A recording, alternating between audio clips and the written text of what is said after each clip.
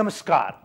प्रतिनिधि सभा र प्रदेश सभाको मङ्सिर 21 र मङ्सिर 10 का लागि निर्वाचन तोकिएपछि उम्मेदवारी मनोनयनसँगै राजनीतिक दलहरू प्रचार प्रसारमा जुटेका छन्।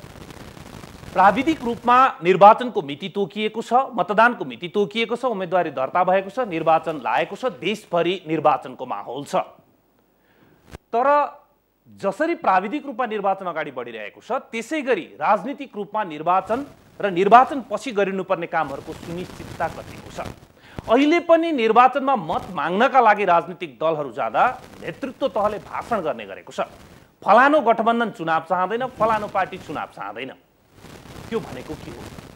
र कानुनी रूपमा सर्वोच्च अदालतले निर्वाचनको महायज्ञ सुरु भएको बेलामा झिना मसिना कुरा लिएर नआउनु भनिसकेपछि अब सर्वोच्चलाई देखाएर गरिने निर्वाचन नहुने आङ्कलनहरू पनि सिद्धिएका हुन्।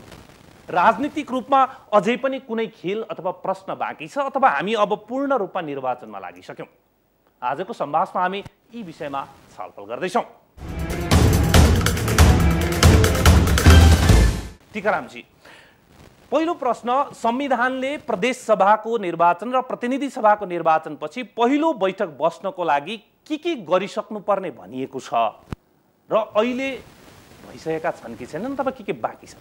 प्रतिनिधि सभा र प्रदेश सभाको बैठक बसेपछि गर्नुपर्ने मुख्य काम केन्द्रको हकमा अथवा सङ्घीय प्रतिनिधि सभा भन्ने बित्तिकै सङ्घको भयो, त्यसको हकमा धेरै काम बाँकी छैन, लगभग छैन त्यसको हकमा। तर प्रदेश सभाको हकमा चाहिँ 2-3वटा काम गर्नुपर्ने देखिन्छ। एउटा सबभन्दा पहिला त प्रदेश प्रमुखको नियुक्ति, जो आजसम्म भएको छैन। त्यस पछाडि प्रदेशको सदरमुकाम कहाँ रहने भन्ने कुरा तोकिएको छैन। त्यो प्रदेशको सदरमुकाम तोक्ने कुराले के हुन्छ भनेदेखि हाम्रो नेपाल यही हो, प्रदेशहरूको 7वटा सङ्ख्या छ। प्रदेशको कुन चाहिँ ठाउँमा सदरमुकाम हुन्छ अनि त्यो प्रदेशलाई धान्न सक्ने, संसदको बैठक बस्न सक्ने भवन हामी कहाँ छ कि छैन।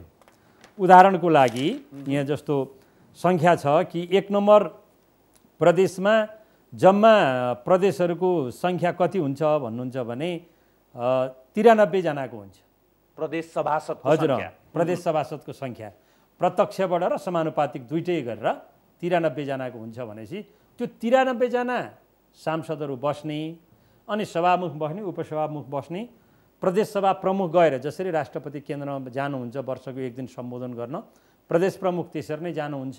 त्यो भवन, त्यो डिजाइन, त्यो स्पेस, पार्किङ, सडकको छेउ, पानी, हाम्रोमा त कस्तो छ भने 15 जना मान्छे बसेर एकैचोटि तपाईँलाई अब सोच जानु पर्यो भने, सूची गर्न जानु पर्यो भने त्यस्तो खालको भवनहरू पनि छैन।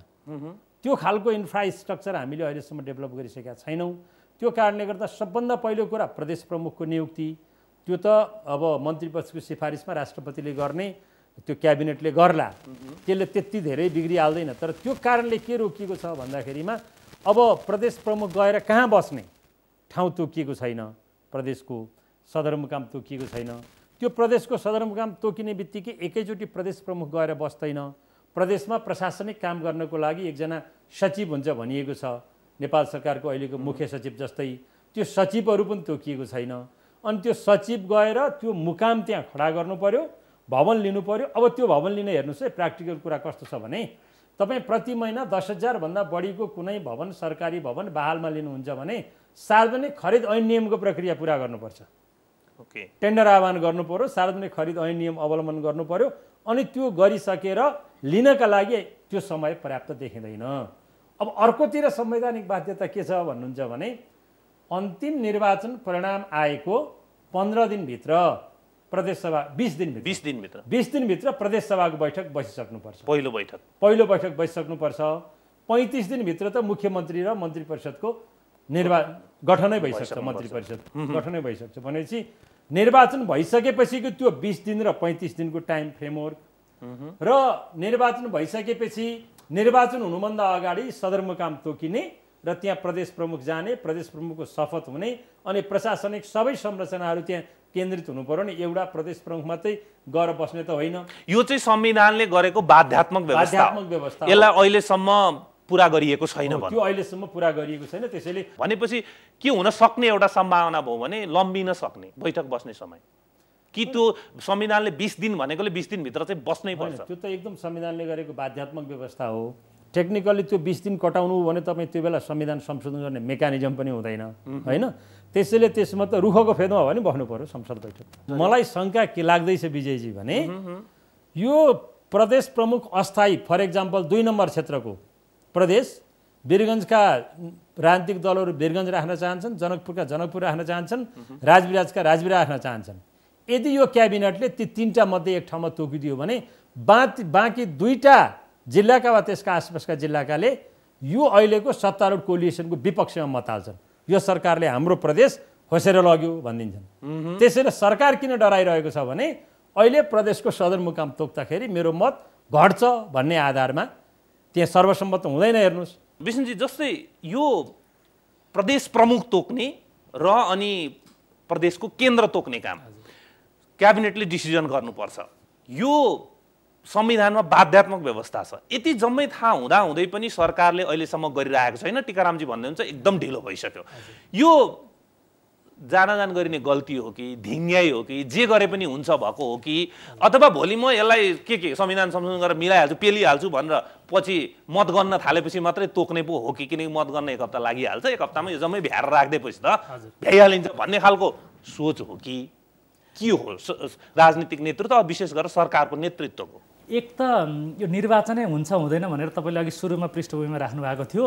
यो स्थानीय तहको निर्वाचन पनि निर्वाचन हुने अघिल्लो दिनसम्म हुन्छ कि हुँदैन भन्ने नि यो अहिले मात्रै होइन कि अब 10-15 वर्षदेखि सङ्क्रमण सुरु भएदेखि अहिलेसम्म हरेक निर्वाचन मत दिने दिनसम्म हुन्छ कि हुँदैन भन्दै जानुपर्छ। स्थिति यस्तो कि राजनीतिक दलका नेताहरू चल्न आफै चलेका छन् आफ्नो शरीर, तर त्यो आफैले चलाएको आफ्नो शरीर अरूले चलाइदिएको हो कि भन्ने खालको जुन स्थिति छ भनेको आफ्नो आत्मस्वाभिमान नराख्नु नहुनु एउटा कुरा र त्यो शङ्का उपशङ्का यति धेरै र हरेक चिजमा षड्यन्त्र देख्ने भन्ने जे होस्। यसलाई मैले समग्रमा कसरी भन्न खोजेको भने तपाईँले सोधेको प्रश्नमा यो सङ्क्रमणको लागि तयारी केही पनि थिएन र अहिले यो प्रदेश प्रमुख तोक्ने कुरा प्रदेशको केन्द्र तोक्ने कुरा के भने भइहाल्छ नि भन्ने एउटा। दोस्रो उही प्रदेश चुनिसकेपछि कहाँ बस्ने भन्दा संवैधानिक प्रावधान अनुसार उही रुखकै फेदमा भए पनि कहीँ त बसी पनि हाल्लान् अथवा त्यो पनि बस्न सकिएन भने नियमहरू बनाइहालौँला नि भन्ने खालको होला।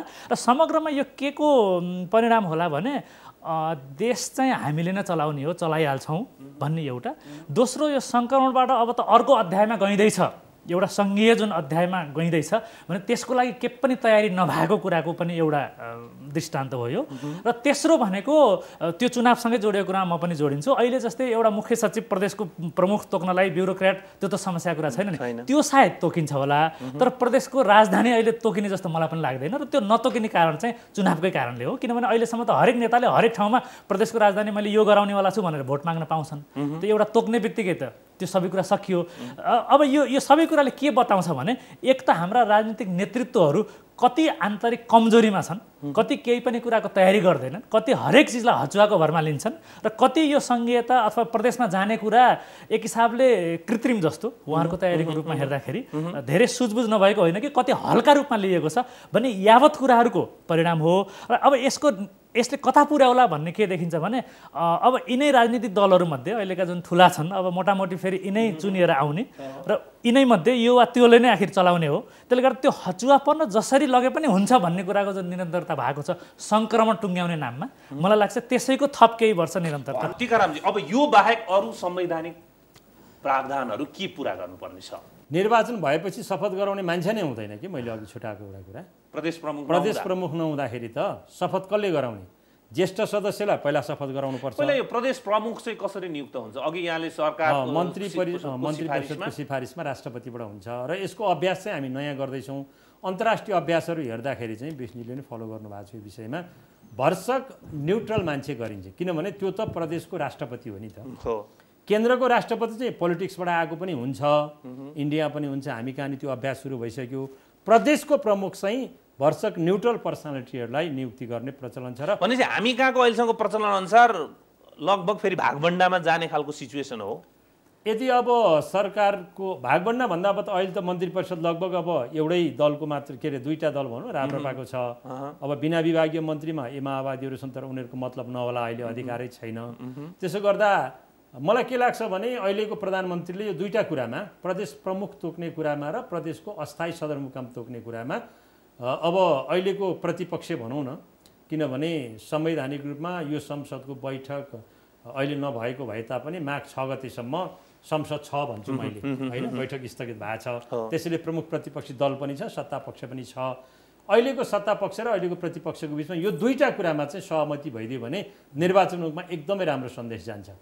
अस्थायी यो सदरमुकाम तोक्ने कुरा प्रदेशको र प्रदेश प्रमुख तोक्ने कुरामा प्रोफेसरहरू, इन्जिनियरहरू, डक्टरहरू जो होला होइन, अथवा पहिला पोलिटिक्स गरेका मान्छेहरू जो हेर्दा न्युट्रल देखिने र यिनीहरू चाहिँ कोही दलप्रति पूर्वाग्रह राख्दैनन् र संवैधानिक दायित्व राम्रोसँग पुरा गर्न सक्छन् भनेर जनताले सुरुदेखि नै रेस्पेक्ट गर्ने खालको मान्छे प्रदेश प्रमुखमा तोकिनु जरुरी छ। अब अर्को राष्ट्रिय सभा गठनको लागि कुनै अडचन छ?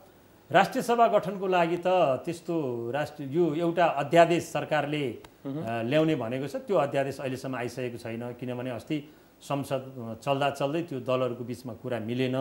नमिलिसकेपछि संसदको बैठक स्थगित भएर राष्ट्रिय सभा सम्बन्धी ऐन त अहिलेसम्म आएको छैन। त्यो ऐन अध्यादेशको माध्यमद्वारा आउने हो।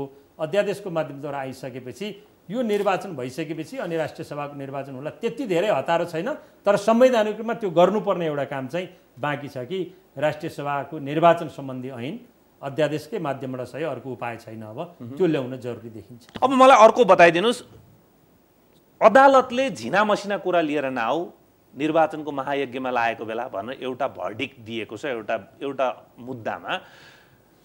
एक खालको आशंका गरिन्थ्यो यो मुद्दा परेर त्यो मुद्दा परेर अब चुनाव रोकिन्छ, यो दुईटा मतपत्र रोकिन्छ, केले रोकिन्छ। आजै पनि अब यो सुरक्षा कर्मचारीहरूले मतदान गर्ने विषयमा चाहिँ अदालतमा बहस भइ नै रहेको अवस्था छ, तर यसले त्यति धेरै असर पर्दैन, यो चुनाव रोकिने खालको विषय होइन भनेकोले ढुक्क भएको अवस्था छ अहिले। अब अदालत तर्फबाट लगभग चुनावको लागि रोकिनै सक्ने खालका विषयहरूमा अदालतको एक किसिमको यो जुन महायज्ञको भर्डिक्ट कुरा आइसकेपछि, त्यसलाई सिधै फाइनल आदेश त होइन, त्यो खालको अन्तरिम आदेश आइसकेपछि त्यतापट्टिको बाटोबाट केही अब्स्ट्याकल छ? विजयजी, तपाईँले जुन प्रश्न राख्नुभयो नि, यो प्रश्न राख्नुपर्ने अवस्था किन आयो भन्नुहोस् त। हामी के अनुमान गर्दैछौँ भन्दा अदालतले कुनै पनि बेला निर्वाचन रोक्न सक्छ है। हामी कहाँ पुग्यौँ? हाम्रो जुडिसियरी कहाँ पुग्यो? जुडिसियरीलाई हेर्ने जनताको अभिमत होइन कहाँ पुग्यो? त्यसको परिणाम हो। त्यसैले तपाईँको सिधा प्रश्नको सिधा जवाफ भने जस्तो मेरो के हो भने निर्वाचनमा जाने कुरालाई अदालतले कहिले पनि अवरोध सिर्जना गर्दैन। र अस्तिको एउटा आदेशमा न्यायाधीश आनन्दमोहन भट्टराईले सानातिना कुराले निर्वाचन रोक्नु हुँदैन भन्नुभयो, तर त्यो सर्वोच्च अदालतको नाममा आए पनि हाम्रो सुनवाई पद्धति अनुसार त्यो एउटा न्यायाधीशको हो। त्यसैले हामीले लामो समयदेखि, आजको विषय त होइन, लामो समयदेखि सर्वोच्च अदालतमा सबै न्यायाधीश एकै ठाउँमा बसेर मुद्दा हेर्ने अमेरिकन ब्लक हेयरिङ सिस्टम सुरु गर्नुपर्छ।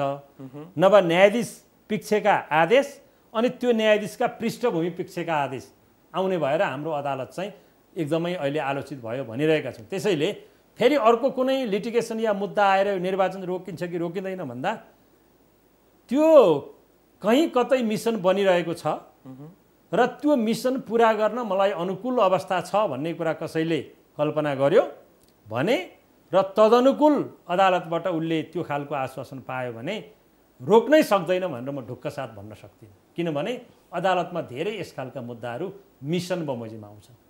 त्यसैले आजसम्म परेका मुद्दाबाट क्लियर भयो जे देखिन्छ प्रायमा फेरि त्यो होइन, मिसन अनुसार कुनै मुद्दा पर्छन्, मिसन अनुसार अनि त्यो आदेश आउने अवस्था सुरु भएको छ। त्यसो भएको हुनाले म एउटा 25 वर्ष भयो वकालत गरेको, केही समय यतादेखिको न्यायपालिकाको जुन अवस्था छ त्यो चाहिँ एकदमै प्रेडिक्टेबल छैन होइन। त्यसो भएको हुनाले सम्पूर्ण सम्भावना अहिले निर्वाचन रोक्ने अदालतबाट आदेश आउने खालका कुनै पनि सिनमा बाहिर देखिएका छैनन्। तर कुनै पनि बेला एउटा केही निवेदन परेर फेरि एउटा आदेश आएर निर्वाचन रोकिँदैन भनेर ढुक्क साथ भन्न सकिने अवस्था छैन। एकजना न्यायाधीशले भन्नुभयो, बाँकी 20 जना न्यायाधीश हुनुहुन्छ। ओके, अब विष्णुजी तपाईँसँग चाहिँ पोलिटिकल क्वेसन, राजनीतिक रूपमा चाहिँ अब कुनै खेल बाँकी छ? हामी निर्वाचनको अब शब्दै त्यही प्रयोग गर्छ, महायज्ञमा लाग्यो अरे सब प्रचार प्रसार भइरहेछ। यहाँ बसेर आज खासमा यो डिस्कस गर्नै नपरोस् भन्ने हो। किनभने अब त निर्वाचन हुन्छ, हामी मतदान गरौँ, यसरी मत गर्नुपर्छ, यसरी अगाडि बढ्ने हो, संविधान कार्यान्वयन हुन्छ, संघीयता गणतन्त्र कार्यान्वयन हुन्छ भनेर आह्वान गरिराख्नु पर्नेमा त्यही पनि यो प्रश्न गरिराख्नु परेको छ। किनकि हाम्रै राजनीतिक दलहरूको व्यवहार र हाम्रो विगतका अहिले टीकारामजीले गर्नुभएको नजिरहरूलाई हेर्ने हो भने त्यसकारण अब राजनीतिक रूपमा कुनै खेल बाँकी छ? राजनीतिक रूपमा खेल बाँकी छैन, मेरो हेराइमा खेल बाँकी छैन। यद्यपि अब अघि अदालती प्रश्न जे पनि हुनसक्छ मिसन अनुसार ती कुरा त अब हुँदैन भन्न सकिएन होइन। म त्यसमा सहमत हुँदै राजनीतिक दृष्टिकोणबाट मेरो विश्लेषणले चुनाव रोकिने मलाई लाग्दैन। किन लाग्दैन भने चुनाव रोक्नु थियो अथवा नगर्नु थियो भने यो सरकारले चुनाव अहिले घोषणा नगर्न पनि सक्थ्यो। अलि पछिसम्म माघ 7सम्म त समय थियो र माघ 7सम्म पर्खने, त्यसपछि संसद विघटन हुन्थ्यो, चैत वैशाखतिर चुनाव घोषणा पनि गरिदिन सक्थ्यो। त्यो सम्भावनातिर नगइकन समयमै जुन चुनाव गराउने घोषणा गर्यो नि, शङ्का पनि गर्नुपर्छ। किनभने शङ्का गरेर त्यसको बारेमा चर्चा गर्नुले कतिपय मिसनहरू छन् भने त्यसलाई कमजोर गराउन पनि सहयोग गर्छ। त्यसकारण चाहिँ शङ्काको कुरा गर्दैमा झन् शङ्कालाई नै मलजल हुन्छ कि भनेर कुरै नगर्नु त भएन। तर पनि हुनेतर्फ नै लाग्छ। मैले अघि भने एउटा त्यो कारण र दोस्रो कारण के भने अब अन्य भूराजनीतिक हिसाबको कुराहरू मिलाएर हेर्दा पनि यदि त्यस्तो खालको कुनै षड्यन्त्र थियो अथवा नगराउँ भन्ने खालको थियो भने मलाई लाग्छ त्यसलाई समय पहिल्यै थियो। हुन त अब नयाँ खालका चुनावी गठबन्धनहरू बनेका छन्, तिनै गठबन्धनकै कारणले पनि के हुने हो भन्ने खालका शङ्का त याद अघि नै पनि अलिकति कुरा गरियो। स्थानीय तहको निर्वाचन पनि अब हुने दिनको बिहानसम्मै शङ्का थियो। अब त शङ्का हुने कारण छन्। कारण किन छन् भने एक त संविधान सभाको निर्वाचन कति पटक सरेर भएको थियो, 64 सालको कुरा, 63-64 को होइन। त्यसपछि खिलराज रेग्मीले घोषणा गरेको चुनाव पनि सरेरै भएको थियो। त्यसकारण अहिलेको वर्तमान जो प्रधानमन्त्री हुनुहुन्छ उहाँले त चुनाव गराउनै नसकेर असक्षम भनेर, यद्यपि त्यो कुरा ठिक बेठिक के थियो आफ्नो ठाउँमा छ, उहाँको त्यो ऐतिहासिक त्यो नकारात्मक विरासत जुन छ र ती सबै कुरा मिलाएर र अन्य कुरा थपेर हरेकले हरेक कुरामा शङ्का गर्ने खालको र षड्यन्त्र देख्ने खालको हाम्रो जुन परिस्थिति छ, यी कारणले चाहिँ शङ्का गरिने मान्छेहरू रहन्छन् नै। यो चुनाव हुने मङ्सिर 10 मङ्सिर 21सम्म पनि हुन्छन्। तर सबै कुराको बावजुद राजनीतिक हिसाबले हेर्दा मलाई लाग्छ चुनाव हुन्छ। अब जस्तै अलि अगाडि, अहिले त्यति धेरै कुरा अलि अगाडि होइन, चुनाव रोक्ने खेल भए संसद पुनर्स्थापनासम्म हुन्छ। संसद अघि टीकारामजीले पनि भन्नुभयो संसद स्थगित मात्रै भएको अधिवेशन, संसद विघटन भएको होइन, यसको माघ 7 गतेसम्मको समय छँदैछ भनेर पनि अलिकति कुराहरू आएको थियो। तर अहिले त्यो सर हराएको छ। अहिलेको माहौल 100% निर्वाचनमा छ। राजनीतिक दलहरूले कतै कतै भाषण गर्दा मतदाता रिझाउनको लागि अलिकति यो वा त्यो आरोप लगाइरहेको स्थिति त छ होइन। तर अब यहाँ यसपछि जोडियो के भन्दाखेरि अहिले दुईटा गठबन्धन बनाएर वैश्विक रूपमा हेर्दाखेरि एउटा कम्युनिस्ट वाम गठबन्धन भनिएको छ। त्यो वाम गठबन्धनको प्रतिक्रिया स्वरूप अब हामी चाहिँ कम्युनिस्टहरूले अधिनायकवाद ल्याउँछन्, त्यसमा लोकतान्त्रिक गठबन्धन गर्नुपर्छ, लोकतन्त्र बत्दैन भनेर नेपाली काङ्ग्रेसको नेतृत्वमा अर्को खालको गठबन्धनको स्थिति छ। यो गठबन्धनको चरित्र हेर्दाखेरि यसले निर्वाचनमा असर पार्न सक्ने होइन सम्भावना कतिको देखिन्छ? सम्भावना कम छ। किन कम छ भने अब यो एउटा वाम गठबन्धन बन्यो जुन सशक्त रूपमा उसले चुनावमा राम्रो गर्न सक्ने देखियो। त्यसकारण चुनाव सार्न खोज्नु भनेको यो कस्तो भइदियो भने यो धेरै एक्सपोज गर्ने क्या, आफूले त उदाङ्ग पारिने खालको भयो कि।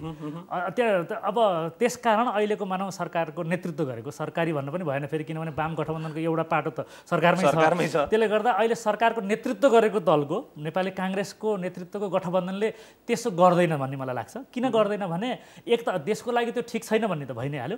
मलाई लाग्छ काङ्ग्रेस पार्टी आफ्नै दलको नेतृत्वको भविष्यको लागि पनि त्यसो गर्दैन। र अहिलेको प्रधानमन्त्री शेरबहादुर देउवालाई अरू प्रधानमन्त्री भन्दा एक हिसाबले सकारात्मक कुरो छ कि अहिले प्रधानमन्त्री उहाँ हुनुहुन्छ।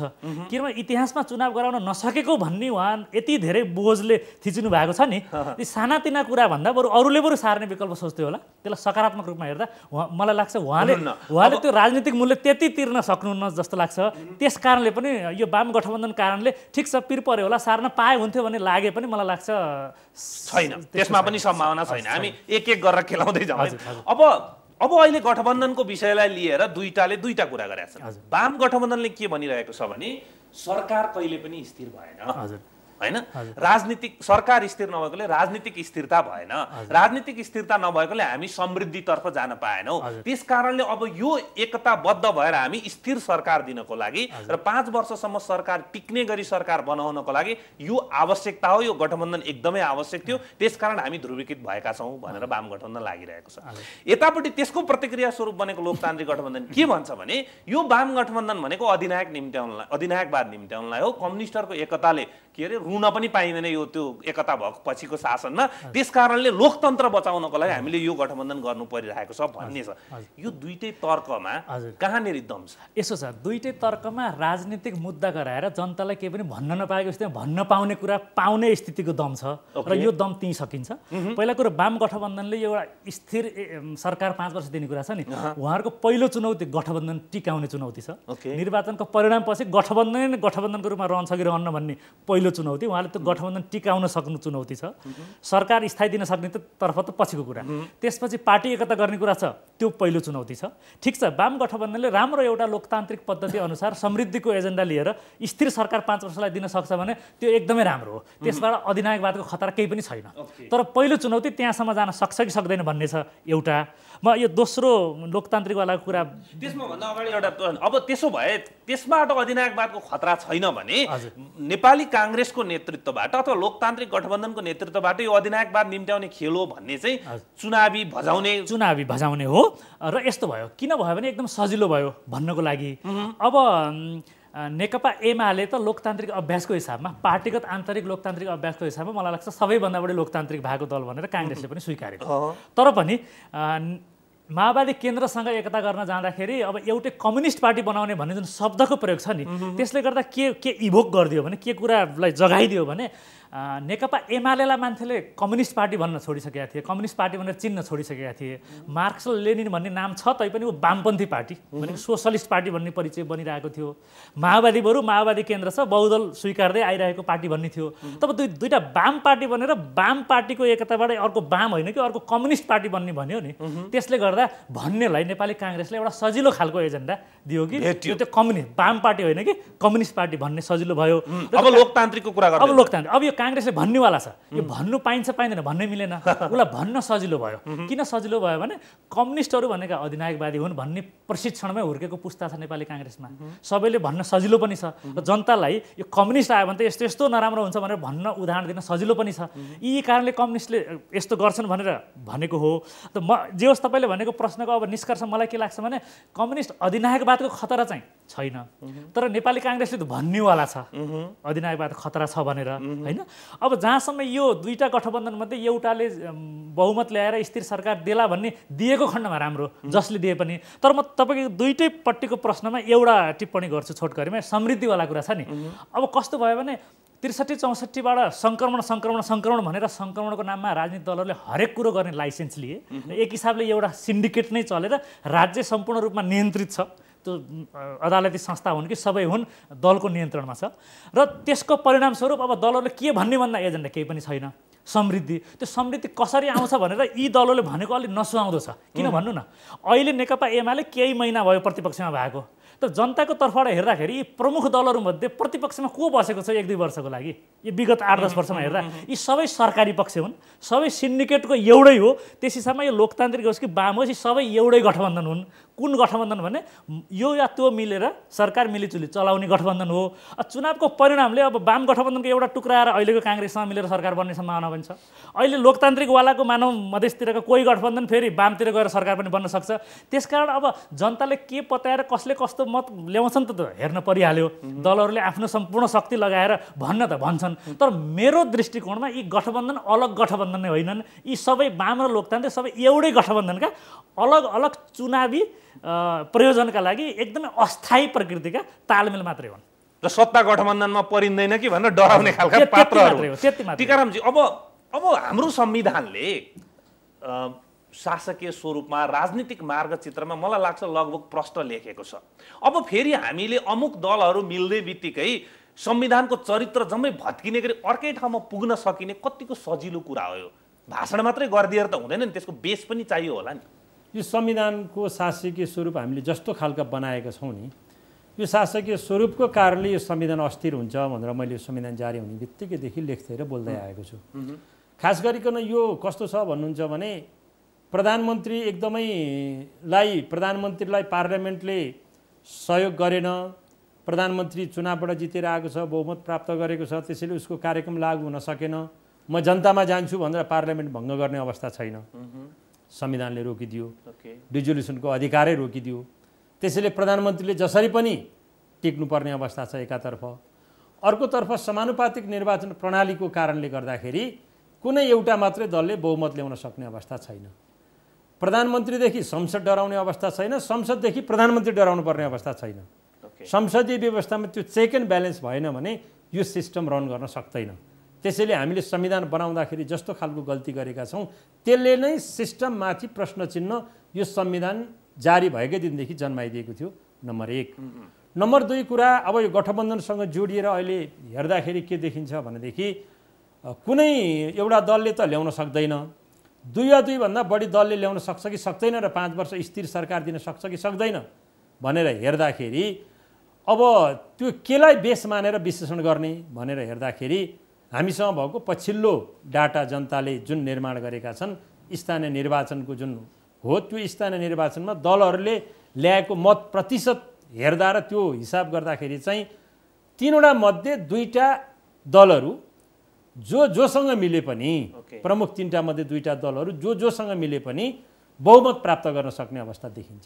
अहिलेको अवस्थामा बहुमत प्राप्त गर्न कम्फर्टेबल मेजोरिटी ल्याउन सक्ने अवस्था देखिन्छ र त्यो कम्फर्टेबल मेजोरिटी ल्यायो भने 5 वर्षसम्म सरकार चलाउन सक्ने सम्भावना एउटा त्यो देखिन्छ। तर अघि विष्णुजीले भने जस्तो अब पात्र यिनै हुन्, प्रवृत्ति यही हो होइन। अब वाम गठबन्धनभित्रको कुनै दल भोलि लोकतान्त्रिक गठबन्धनतिर जाला, उदाहरणको लागि नाम किन लिउँ, कुनै अमुक मान्छे तिमीलाई 5 वर्ष प्रधानमन्त्री बनाउने अहिले कागज गरिदिन्छु, आऊ हाम्रोतिर प्रधानमन्त्री हो, किन 2 वर्षे प्रधानमन्त्री 3 वर्षे प्रधानमन्त्री किस्ताबन्दीमा खान्छौ भनिदिए भने यी पात्र र प्रवृत्तिहरू तुरुन्तै जान तयार हुन्छन्। किनभने हामीले व्यवस्थालाई यति विकृत बनाइसक्यौँ कि प्रधानमन्त्री संसदले छान्नुपर्ने, 2टा पार्टीहरू बालुवाटारमा अमुक कुनै घरमा बसेर प्रधानमन्त्री बनाउने घरसारको लिखत गर्छन् अनि त्यो घरसारको लिखतलाई संसदले अनुमोदन गरिदिन्छ। हामीले त्यतिसम्म विकृत अभ्यास गरिसकेको हुनाले अब सामान्य रूपमा हेर्दा म के देख्छु यो अङ्कगणितका आधारमा भन्दा अहिले अघि मेरो विश्लेषणका आधारमा 3वटा मध्ये 2टा प्रमुख दलहरू एकातर्फ देखियो वाम गठबन्धनमा। त्यो वाम गठबन्धनले सामान्यतया निर्वाचनमा अन्यथा अप्रत्याशित केही कुरा भएन भने सिम्पल मेजोरिटी ल्याउँछ भन्ने मेरो पूर्वानुमान छ, मसँग हिसाब पनि छ। ओके, मैले त्यसमा एउटा प्रश्न छ, त्यो चाहिँ भयो सरकार टिकाउने कुरामा। यहाँ त प्रश्न अधिनायकवादको छ। अधिनायकवाद भनेको त भएको संविधानमा शासकीय स्वरूप राजनीतिक प्रणाली जम्मै विरुद्धको अर्को विषयको कुरा हो। त्यसमा जानको लागि त त्यो संविधानलाई अहिले भइरहेको व्यवस्थालाई उल्टाउनु पर्यो नि त। त्यसको लागि संविधान अब के भन्ने संशोधन गर्ने भत्काउने कुरा हुन्छ, त्यसलाई संशोधन भन्नेसम्म शब्द प्रयोग गरौँ। संविधान संशोधन गर्नु पर्यो। त्यो संविधान संशोधन गरेर अहिले आशंका गरिएको जस्तो ठाउँमा ल वाम गठबन्धनको तपाईँले त बहुमत भन्दै हुन्छ, मैले ल भने ल 2/3 नै पुग्यो अरे त्यो गठबन्धनपट्टि। पर्लकै संविधान संशोधन गर्दैन हामी अब अर्कै प्रणाली अर्कै व्यवस्था जान्छौँ भन्न सक्ने अवस्था रहन्छ र अहिलेको उसमा भनेको संविधान त्यसरी भत्काएर होइन। त्यो अघि विष्णुजीले भनिसक्नुभयो, त्यो कन्जम्सनको लागि, पब्लिक कन्जम्सनको लागि, बजारमा खपत गर्नका लागि अहिलेको नेपाली कङ्ग्रेसले नेतृत्व गरेको अलायन्सलाई त्यो बाहेक वाम गठबन्धनका विरुद्धमा आक्रमण गर्ने अर्को उपयुक्त मुद्दा नभेटाएको कारणले उसले त्यो शब्दबाट आक्रमण गर्यो। त्योभन्दा अरू केही पनि होइन। जहाँसम्म संविधान संशोधन गर्न सकिन्छ कि सकिँदैन भन्दाखेरि अहिलेको हाम्रो संविधानले 3वटा कुरा बाहेक सबै संशोधन गर्न सकिन्छ भन्छ। जनतामा नै सार्वभौमसत्ता अनि तपाईँको अखण्डता र सामाजिक सद्भाव बिग्रिने गरी बाहेक अरू सबै कुरामा संविधान संशोधन गर्न पाइन्छ भन्ने कुरा गरेको छ। भोलि मुद्दा पर्ला यसका आधारभूत संरचना के होला, बेसिक स्ट्रक्चर अर्को ठाउँमा छ। मैले यो टेबलमा भनिरहँदा एउटा संवैधानिक कानुनको विद्यार्थीको हैसियतले 2/3 बहुमत ल्याउनु भयो कमल थापाजीले भने राजतन्त्र पनि उहाँले स्थापना गर्न सक्नुहुन्छ। अहिलेको संविधानको चरित्र हेर्दा त्यति उदार खालको यो संविधानको चरित्र देखिन्छ। तर त्यो सम्भावना छ कि छैन भन्दाखेरि सम्भावना छैन। अब अहिले नेपाली कङ्ग्रेसले घोषणापत्र सार्वजनिक गर्ने बेलामा र हिजो पनि वरिष्ठ नेताहरूले बोल्दै हुनुहुन्थ्यो कि यो ल अब कार्यकारी राष्ट्रपतिको को व्यवस्था यिनीहरू ल्याउन आँटे, दुईटा दल मिलेर 2/3 लिएर त्यसैले यो निरङ्कुश हुन्छ भनेर उहाँहरू भन्दै हुनुहुन्छ, जसका पछाडि राजनीतिक, संवैधानिक, कानुनी कुनै पनि आधार छैन होइन। दुनियाँमा संसदीय व्यवस्था पनि चलेका छन्, राष्ट्रपतीय शासन प्रणाली पनि चलेको छ अमेरिका होइन, फ्रान्स लगायतका मुलुकहरूमा। त्यसैले 2/3 बहुमत ल्याएर वाम गठबन्धनले कार्यकारी प्रमुख राष्ट्रपति बनायो भने पनि त्यो अहिलेको लोकतान्त्रिक संविधान अनुरूपको र यो संविधानभित्र अटाउने नै कुरा हो। त्यसो गर्नलाई संविधानले ठाउँ दिएको छ। त्यति मात्र नभएर हिजो संविधान सभामा को प्रमुख मुद्दा पनि यो थियो, नेपाली काङ्ग्रेसभित्रकै नरहरि आचार्य र गगन थापा लगायतकाले यसमा त मेची महाकाली क्याम्पेनै गर्नुभएको थियो। एमाले निर्वाचित प्रधानमन्त्री भनेको थियो, माओवादीले एमाले निर्वाचित प्रधानमन्त्री, माओवादीले चाहिँ निर्वाचित कार्यकारी राष्ट्रपति भनेको थियो। वैशाख 16 को जस्तो लाग्छ मलाई त्यो 64 सालमा जुन भोलिपल्ट लागू भएन, त्यो त्यति बेला त राष्ट्रपतिलाई कार्यकारी बनाउने गरिकन सबै दलले संविधान जारी गर्ने 16 बुँदा लागू गरेकै हुन् नि। भोलिपल्ट बिहान आएर त्यो अलायन्स भत्कियो भनेपछि नेपाली कङ्ग्रेस त्यति बेला पनि सहमत भएको थियो। नेपाली कङ्ग्रेसको ठुलो हिस्सा अहिले पनि स्थिरता र विकासको लागि यो कार्यकारी राष्ट्रपति चाहिन्छ भनेर लबिङ गरिरहेकै छ। त्यसैले वाम गठबन्धनले तपाईँले भने जस्तो 2/3 बहुमत ल्यायो यदि भनेर संविधान उनीहरूले भने जस्तो संशोधन गरे भने पनि त्यो अहिलेको संविधानले देखाएको बाटो अनुरूप नै हुनेछ। त्यसबाट अधिनायकवाद जन्मिन्छ भन्ने कुराको पछाडि कुनै राजनीतिक, कुनै सैद्धान्तिक, कुनै व्यवहारिक र संवैधानिक कुनै अर्थबाट पनि त्यसलाई पुष्ट्याइ गर्न सकिँदैन। यो खालि वाम गठबन्धनका विरुद्धमा एउटा मुद्दा थपिदिएको मात्रै हो। यसले नेपाली कङ्ग्रेसलाई कुनै पनि फाइदा गर्ने देखिँदैन। टीकारामजीले अघि बिस्तारै केलाउँदाखेरि यो संविधान कमजोर जगमा अडिएको छ है, यसलाई अगाडि बढाउनको लागि निकै सफ्ट तरिकाले अगाडि ठुल्ठुलो यसमा हाल्न थाल्यो जग भनेदेखि भताभुङ्ग हुन्छ भन्ने कुरा गरिराख्नु भएको छ। र संविधान दुईचोटि पहिलो संशोधनै भइसकेको छ, दोस्रो संशोधनले को लफडाले अहिलेसम्म यहाँसम्म आइपुगेको छ। मैले तपाईँसँग जान्न चाहेको चाहिँ यो कतै भित्रभित्र हाम्रो संविधान कमजोर भइरहेछ, राजनीतिक प्रणाली पनि जति गरे पनि बहुमत त नआउने नै भयो। त्यसकारण एकचोटि चाहिँ यो गठबन्धनको नाममा भए पनि मत ल्याएर यसलाई अलिकति बलियो टिकाउ खालको प्रणालीमा लान पाए हुन्थ्यो भन्ने उद्देश्यभित्र कतिको देखिन्छ। एउटा उदाहरण चाहिँ वाम गठबन्धनको अथवा नेकपा एमाले निर्वाचित प्रधानमन्त्री भनेको, माओवादीले निर्वाचित कार्यकारी राष्ट्रपति भनेको, जेसुकै होस् सरकार प्रमुख एक्जिक्युटिभ हेड चाहिँ निर्वाचित हुने पद्धतिमा जान सकिने, जसले गर्दा संविधानलाई पनि अनि सरकारलाई पनि स्थिर बनाउने भन्ने खालको भित्र निहित उद्देश्य कतिको देखिन्छ, बाहिर सरफेसको मात्र देखिँदैन। त्यो त्यसमा उद्देश्य पनि छ जस्तो लाग्दैन। अथवा यसो होला, राजनीतिक स्वरूपको हिसाबमा त्यो कार्यकारी प्रमुख हुने विधि ठिक हो भन्ने लाग्न पायो। त्यो लाग्ने त अहिले लोकतान्त्रिक गठबन्धनमा हुनुभएको माओवादी आइडियोलोग बाबुराम भट्टराईको पनि त्यही हो नि, जो अहिले लोकतान्त्रिकपट्टि हुनुहुन्छ। अब संयोगले अहिले माओवादी केन्द्र कार्यकारी राष्ट्रपति भनेको, एमाले निर्वाचित कार्यकारी भनेको एक ठाउँमा भए। पहिला कुरो यो वाम गठबन्धनको सन्दर्भमा म नयाँ भन्छु, थप किन दोहोऱ्याउँ, यो के हो भने चुनावको लागि बनेको तालमेल हो मात्रै। नेकपा एमालेको लागि पनि सख्त जरुरी थियो, किन काङ्ग्रेस र माओवादी सँगै गयो भने त बहुमत सोझो पुग्ने देखियो, केही गर्नै पर्ने थियो भत्काउन। र माओवादीलाई पनि काङ्ग्रेससँग भन्दा एमालेबाट बढी पाइने भयो। यो कुरो नयाँ होइन, यो धेरैले भनिसकेको छ, मैले अहिले पर्सपेक्टिभलाई भनेको त्यो हो। त्यसपछि यो अधिनायकवाद अनि यो कार्यकारी खालका र राजनीतिक सैद्धान्तिक यो भनौँ न लेपन लगाउने जुन काम गर्यो, लेप लगाउने, यो पछि गरेका हुन्। यो शुद्ध चुनावी हो। मलाई लाग्छ त्यहाँ धेरै तन्काउनु आवश्यक छैन। तर पनि चुनावमा त्यसको असर हुनसक्छ। जब जनतामा जाँदाखेरि नेपाली काङ्ग्रेसले अब अधिनायकवाद भनेर चाहिँ भन्यो, त्यसले कतिपयले भित्रबाट पत्याउने मान्छे छन् भने त छन् नि त, त्यो नहोला। त्यो नहोला, नपत्याउला नि। त्यो मानव जो मलाई लाग्छ अब नेकपा एमालेको नेतृत्व त्यो खालको सोच राख्ने ठाउँमा अहिले होला जस्तो लाग्दैन। यद्यपि नेकपा एमालेका भोटर होइन, साम्यवाद आए त ठिकै छ नि त, अधिनायकवाद भने कम्युनिस्टको होइन त, सर्वहाराको अधिनायक भनेर ठिकै छ नि त भन्न, त्यो अझै खालको रोमाञ्चक क्रान्तिकारी सपना राख्ने मान्छे होलान्। एक थरीको लागि न त्यो एकदम नकारात्मक हो, एक थरीको त सपनै त्यही हो नि होला नि, ती मान्छे होलान्, एउटा कुरा हो। तर नेतृत्व तहकोले त्यो सम्भव हो ठान्ला त्यस्तो सोचेको होला जस्तो मलाई लाग्दैन।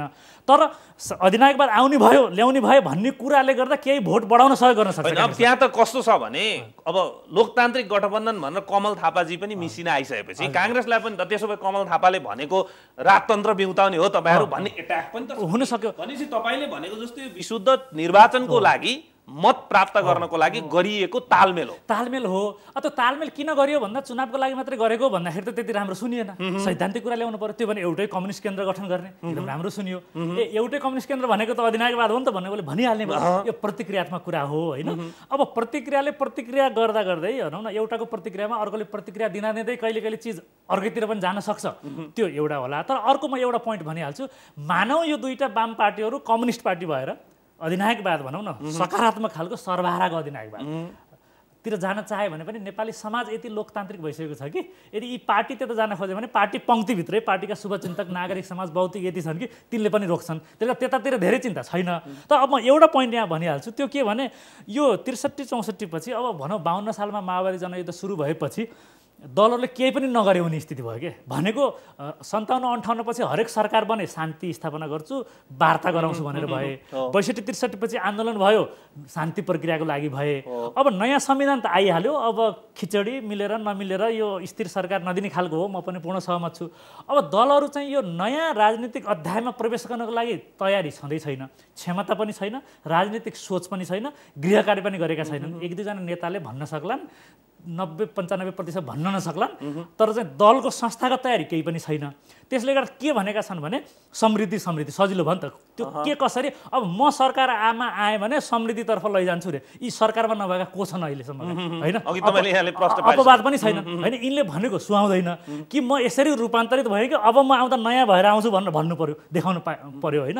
एउटा म पोइन्ट यसमा थप के जोड्छु भने यो सङ्क्रमण अब यो सङ्क्रमण भन्दा पनि एकदमै पट्यार लाग्दो भइसक्यो। हामी लेख्ने बोल्नेहरूलाई पनि यो कति सङ्क्रमण मात्रै भन्न खोजेका हुन्, जानी बुझिकन भनेका हुन् कि जस्तो भनेर म सकेसम्म प्रयोग नगर्न पाए हुन्छ जस्तो लाग्छ आफैलाई। तर त्यसको बावजुद पनि भन्नै पर्ने यथार्थ के हो भने यो शान्ति प्रक्रियावाला सङ्क्रमण त बल्ल बल्ल नयाँ संविधानसँगै सकियो। अब फेरि खास राजनीतिक सङ्क्रमण यस्तो स्थानमा हामी जाँदैछौँ कि नयाँ संविधान लागू गर्न त भर्खर सुरु हुँदैछ। स्थानीय तहको निर्वाचन भयो, प्रदेशको र केन्द्रको हुँदैछ। यो नयाँ सरकारका स्वरूपहरू सङ्घीय होइन केन्द्रको यो सबै कुराको अभ्यासको सङ्क्रमण फेरि दुर्भाग्यवश यो अर्को सङ्क्रमणको फेजमा हामी गयौँ। त्यसले गर्दा यो 3-4-5 वर्ष जसको सुरुवात चाहिँ यो प्रदेशका केन्द्र कहाँ हुने, मुख्य सचिवको हुने भन्ने, भवन कहाँ हुने भन्नेबाट थालेर तिनीहरूले कसरी काम गर्छन् र यो प्रदेश भनेको के हो, दलहरूले प्रदेश बनाउने भिजन कसरी राख्ने हो, प्रदेशतिर मात्रै काम गर्ने विकासको त्यही समृद्धिवाला भिजन भएका नेताहरू दलका को हुन् अहिलेसम्म कोही पनि छैन। काङ्ग्रेसको प्रदेशका मुख्यमन्त्रीका उम्मेदवार कोही भन्नै सकेको छैन। एमाले वाम गठबन्धनको पनि 1-2टा चर्चा मिडियाले त्यो पनि जबरजस्ती गरेको छ होला, किन रमाइलो छ नि त को होला भन्नुलाई। त्यो बाहेक कोही पनि छैन। भन्नुको मतलब प्रदेश हाँक्ने सञ्चालनको लागि भिजनको तयारी त छाड्दिउँ, मान्छे पनि को होलामा सम्भाव्य उम्मेदवार पनि दिएका छैनन् भनेपछि दलको तयारी केही पनि छैन। दुर्भाग्यवश हामी त्यो सङ्क्रमणको चरणमा प्रवेश गरिसक्यौँ, पार त गर्नै पर्छ। तर त्यहाँ जानको लागि तयारी केही पनि छैन। मलाई लाग्छ यी धेरै खालका उबड खाबड भनिसकेपछि हामी निर्वाचन पछाडि एकदमै सेफ ल्यान्ड चाहिँ भइराखेका हुँदैनौँ। यसो छ अब मूलत त्यो मूल राजनीतिक सङ्क्रमण जुन थियो नि शान्ति प्रक्रियाबाट निक्लने, त्यसमा चाहिँ मलाई लाग्छ अब सुरक्षिततामै अगाडि जान्छौँ होइन। अब धेरैले बुझ्यो होला नि, अब हरेक मुद्दामा प्राप्त गर्न सकिने सबभन्दा म्याक्सिमम के रहेछ सबैले बुझे। माओवादीले गर्न सक्ने नेपालमा क्रान्ति के रहेछ उसले पनि बुझ्यो। जनजाति, मधेसी, महिला सबैले चाहिँ अहिलेको लागि प्राप्त गर्न सकिने यति रहेछ भनेर लगभग चित्त बुझाएको स्थिति छ। अब ठिक बेठिक आफ्नो ठाउँमा होला भने मूल राजनीतिक मुद्दा अब एक हिसाबले स्थायित्वतर्फ संस्थागत भएको नयाँ संविधानमा। तर त्यो नयाँ संविधान नै कसरी लागू हुन्छ भन्ने चाहिँ मलाई लाग्छ 2-4 वर्ष कम्तीमा त्यो हेर्नुपर्ने जस्तो लाग्छ मलाई। अब टिकारामजी जस्तै अब हामीले अघि त कुरा गऱ्यौँ प्रदेश प्रमुखको नियुक्तिको नभएको प्रदेशको केन्द्र नभएको यो सङ्घीय प्रणालीलाई स्मुथ रूपमा चलाएर अब चुनाव पछाडि चाहिँ हामी स्थिर हुन्छौँ, त्यसपछि सङ्घीय प्रणाली स्मुथ रूपमा अगाडि जान्छ र हामी सेफ ल्यान्डतर्फ हुँदै हुँदै अब समृद्धिमा पुग्छौँ पुग्दैन त्यो त अहिले त्यतापट्टि कुरा तर राजनीतिक कुरा चाहिँ अब सेफ ल्यान्ड हुँदै जान्छ। प्रदेशहरू का सरकारहरू त्यहाँबाट संसदहरू चल्दै जान्छन्। अगाडि हुनको लागि हामीलाई कति समय लाग्ने देखिन्छ यो जम्मै स्वरूप संरचनामा आउन संवैधानिक रूपमा? संवैधानिक र कानुनी रूपमा त संरचनाहरू हेर्नुहोस्, यो निर्वाचनको अन्तिम परिणाम निस्किएको 35 दिनभित्र प्रदेशको मुख्यमन्त्री र मन्त्री परिषद गठन गरिसक्नुपर्ने भनेको हुनाले संरचनाहरू त त्यति बेलासम्म बन्नै पर्यो। निर्वाचन घोषणा भएको अन्तिम परिणाम प्राप्त भएको मितिले 35 दिनभित्र सबै अब राजनीतिक सम्भावना अब राजनीतिक सम्भावना चाहिँ तपाईँ हेर्नुहुन्छ भने अब संविधानले अनुसूचीमा छुट्याइदिएको प्रदेशका अधिकार भनेको जुन छ त्यो सबै कानुन त प्रदेश सभाले बनाउने हो। प्रदेश सभाले पहिला सभा बस्नु पर्यो, अनि त्यो अधिकार प्रयोग गर्नका लागि कानुन चाहियो, अनि त्यो कानुन बनाइसकेपछि ती कानुनले फेरि नयाँ खालका संरचनाहरू निर्माण गर्छ। त्यहाँ एउटा हामीलाई अलिकति स्मुथली जान नसक्ने, केही समय लाग्ने एउटा सम्भावना। अर्को के देखिन्छ भने यो विशेष क्षेत्र र स्वायत्त क्षेत्र बनाउनै पर्ने संविधानले बाध्यात्मक व्यवस्था गरेको छ, त्यसको होमवर्क नै भएको छैन। बालानन्द पौडेल आयोगले यो अहिले चाहिँ सकिँदैन, यो पछि गरौँला भन्यो। यद्यपि संविधानले त्यसलाई पोलिटिकल युनिट मानेको छैन, यो सामाजिक र सांस्कृतिक अधिकारहरू प्रयोग गर्ने युनिटको रूपमा मात्रै मानेको छ। तर त्यो संरचना पनि हामीले संविधान बनाउनै पर्ने भएको हुनाले बनाउनु पर्नेछ। प्रदेशको महान्यायाधिवक्ता चाहियो, प्रदेशको लोकसेवा चाहियो, प्रदेशको पुलिस चाहियो, सेनाका संरचनाहरू चाहियो, मानवाधिकार आयोगका संरचनाहरू चाहियो, सरकारी वकिल महान्यायाधिवक्ताको संरचना चाहियो। त्यसैले विष्णुजीले भने जस्तै यो निर्वाचन सकिएर बल्ल एउटा प्रदेश टुप्लुक्क माथि त बन्छ, तर त्योदेखि तलका तमाम संरचनाहरू बनिसकेर कानुन बनेर अनि विकास निर्माणका काम गर्न त हामीलाई लगभग अरू 1 वर्ष, अर्को 75 सालभरि भन्नुहोस् न। अब 75 सालभरि चाहिँ हामीलाई संरचनाहरू सबै खडा गरिसक्न टाइमली स्मुथली गयो भने। तर अब एउटा रोकिने कहाँ देखिन्छ भन्दाखेरि त्यही अघि पनि हामीले चर्चा गऱ्यौँ, प्रदेशको जुन सदरमुकाम तोक्ने कुराले उत्पन्न गर्ने जुन राजनीतिक द्वन्द्व छ त्यो कुन आकार र कुन स्केलको हुन्छ र त्यसको व्यवस्थापन कस्तो हुन्छ। फेरि त्यसमा सिधै भनौँ मेरो विश्लेषण हो, असहमत हुन सकिन्छ। त्यसमा प्रत्यक्ष रूपमा हाम्रा छिमेकी मुलुकहरूको पनि चासो र सरोकार हुन्छ।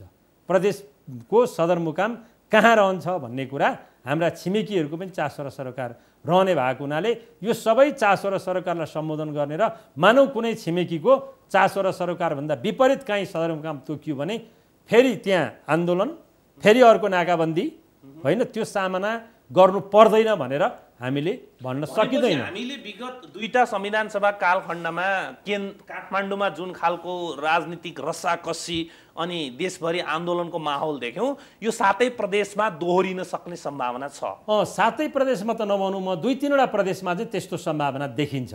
त्यसो भएको हुनाले यो सबै कुरालाई ठिक पार्ने के हो त भन्दाखेरि पनि केन्द्रमा बलियो सरकार भयो होइन, कम्फर्टेबल मेजोरिटी ल्याएर धेरै दलहरू त्यहाँ भए, क्षेत्रीय दलहरूको आकार एकदमै सानो भयो र उनीहरूको जनमतले ठुलो प्रभाव पार्न सकेन भने स्थिर सरकार, कम्फर्टेबल मेजोरिटी सहितको सरकार भयो भने चाहिँ यस्ता सबै मुद्दाहरू चाहिँ हल गर्नका लागि सहज हुन्छ। उठ्दैनन् होइन, हल गर्नका लागि सहज हुन्छ, किनभने त्यसमा विदेशी चासो पनि अब जनमत प्राप्त सरकार भन्ने हुन्छ र कार्यकारिणी आफै बलियो हुन्छ, जनताद्वारा निर्वाचित भएको हुनाले यी सबै समस्याको समाधान गर्नका लागि स्थिर सरकार नै अहिलेको आवश्यकता हो र स्थिर सरकारले चाहिँ यी समस्या समाधान गर्नका लागि एक हदसम्म सफलता पाउन सक्छ। बाई चान्स हामीले छलफल गरे जस्तो भएन, कुनै एउटा गठबन्धनले मेजोरिटी ल्याएन र सरकार अस्थिर भयो भने मलाई के लाग्दैछ भने विजयजी, यो संविधान फङ्सनेबल हुँदैन, काम गर्दैन यो संविधान। हामीले काम गर्न गाह्रो हुन्छ र यो संविधानको विकल्प शासकीय स्वरूपको, खास गरी शासकीय स्वरूपको विकल्प यी मूल राजनीतिक दलहरूले खोज्न थाल्नेछन्। त्यो विकल्प खोज्ने नाउँमा अरूहरूले पनि आफ्ना विकल्प तयार पारेर बसिया छन् नि। त्यति बेला चाहिँ एउटा पेन्डोराज बक्स ओपन हुनेछ। त्यसो भएको हुनाले त्यतातर्फ नेपाली जनता नजाउन्, नेपाली जनताले जुनसुकै गठबन्धनलाई हुन् सिम्पल मेजोरिटी दिएर पठायो भने स्थिरता र शान्तिको लागि अहिले चाहिँ एकदमै राम्रो हुन्छ। त्यतातिर वाम गठबन्धनले बल गर्न सक्ने सम्भावना कतिको छ? शासकीय स्वरूपमा परिवर्तन गरौँ, शासकीय स्वरूपमा परिवर्तन वाम गठबन्धन अलि बल गर्ने के हो, कतिको सम्भावना? म सम्भावना देख्छु त्यो, किनभने बाबुराम भट्टराईजीको कुरा पनि यहाँ उठ्यो र त्यो अस्थिरताको लामो श्रृङ्खला हामीले पार गऱ्यौँ। नेपाली जनता एकदमै वाक्क भइसकेका छन् अस्थिरताले गर्दा। अहिले सम्भावनाको हामीले हेर्ने हो, सम्भावना हेर्दा वाम गठबन्धनले नै संविधान संशोधन गर्ने सम्भावना बलियो देखिन्छ, किनभने उसको जनमतको आधारमा उसले नै बढी मत ल्याउन देखिन्छ। र त्यो क्रममा मधेसवादी दलहरू, यहाँ मधेसवादी दलहरूले आफ्नो क्षेत्रीय अस्तित्व कायम राख्न चाहेका छन् भन्ने बुझ्छु मैले। त्यसैले मधेसवादी दलहरूलाई क्षेत्रमा बढी स्पेस क्रिएट गर्ने गरिकन संविधान त्यो अनुकूल संशोधन गरिदिने र केन्द्रमा चाहिँ 2/3 के अरे यो प्रत्यक्ष निर्वाचित कार्यकारी वा प्रधानमन्त्री व्यवस्था गर्ने हो भने स्थिरतातर्फ जान्छ र त्यो नारा सेल गर्नका लागि अहिले वाम गठबन्धनलाई सहज छ।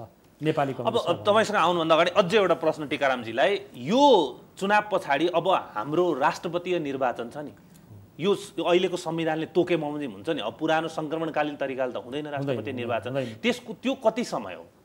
राष्ट्रपतिको निर्वाचनको सन्दर्भमा चाहिँ अन्तिम यो संसदको भनेको राष्ट्रिय सभा समेत बन्न पर्यो, अनि राष्ट्रिय सभा समेत बनिसकेपछि त्यो पहिलो बैठक बसेको राष्ट्रिय सभा सहितको संसदको पहिलो बैठक बसेको मितिले 30 दिनभित्र राष्ट्रपति त्यो बाध्यात्मक व्यवस्था संविधान उहाँको कार्यकाल कति भयो भन्नेले म अर्थ राख्दैन वर्तमान राष्ट्रपति विद्या भण्डारीको कार्यकाल कति भयो त्यसले अर्थ राख्दैन अब नयाँ राष्ट्रपति र उपराष्ट्रपतिको निर्वाचन हुन्छ सम्पूर्ण संसदको संरचना बनिसक्नु पर्यो प्रदेशको पनि किनभने राष्ट्रपतिको निर्वाचन मैले यो प्रश्न किन गरिरहने त्यसलाई अझ प्रश्न पार्दिनु त्यो बिचमा त्यो भनेको मन लाग्छ 2-3 महिनाको समय हो लाग्छ मङ्सिर 21 गतेको निर्वाचन पछाडि मतगणना भएर प्रतिनिधि सभा भएर त्यसै राष्ट्रिय सभाको कानुनको लफडा छ कानुन सान आएर आउन 2-3 यो 2-3 महिनाको समयमा हामीले यो संविधानमा शासकीय स्वरूपमा परिवर्तन गर्न सक्ने सम्भावना कतिको रहन्छ छैन त्यो 2-3 महिनाको समयमा त किन छैन भन्नुहुन्छ भने प्रदेश सभा र प्रतिनिधि सभा जोडिएर मात्रै संविधान संशोधन हुन्छ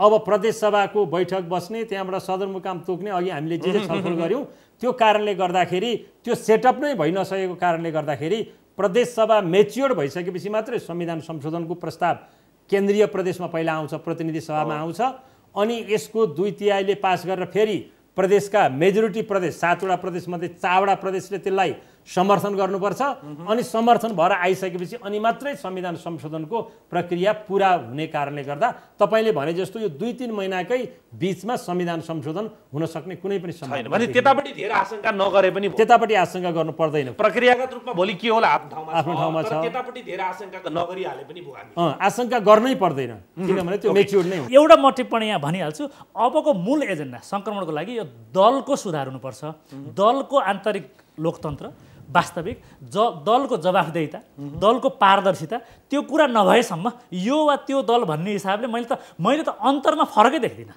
र सबभन्दा ठुलो निराशाको कुरा चाहिँ त्यही नै हो टीकारामजी अब यो संविधान कार्यान्वयनको लागि मत चाहियो भनेर अहिले राजनीतिक दलहरू जनताको घर घरमा छन् जनताले संविधान कार्यान्वयनकै लागि अथवा के को लागि छाप लाइराख्ने हो अमुक दललाई छाप लाइराख्दा मतदान गरिराख्दाखेरि जनताले सोच्ने कुरा के हो किनभने संविधान कार्यान्वयनलाई नै एकदम जोड दिइरहेको छ राजनीतिक दलहरूले संविधान कार्यान्वयन त अब यो निर्वाचनसँगै भइ नै सक्छ यो कुनै ठुलो चुनावी एजेन्डा होइन अब निर्वाचन प्रक्रिया उम्मेदवारी समेत भइसकेपछि यो संविधानले परिकल्पना गरे अनुसारका संरचनाहरू त बन्छन् नै तर संविधानले परिकल्पना गरे अनुसारको सामाजिक न्याय सहितको हामीले जुन शासन व्यवस्था स्थापना गर्ने संविधानले जुन परिकल्पना गरेको छ प्रस्तावनामा र आदर्शवादी व्यवस्था एउटा समाजवादसम्म हामी जान्छौँ भनेको छ त्यतातर्फ जानका लागि अघि विष्णुजीले भने जस्तो समृद्धितर्फको यात्राका 1 2 3 4 के हो त भन्ने कुरा चाहिँ दलहरूले मत माग्नु पर्ने चाहिँ त्यसमा अब संविधान कार्यान्वयन हिजोको के हो बाहिरको के हो भन्ने भन्दा पनि म 5 वर्षमा मुलुकलाई यहाँ पुर्याउँछु 10 वर्षमा यहाँ पुर्याउँछु 15 वर्षमा यहाँ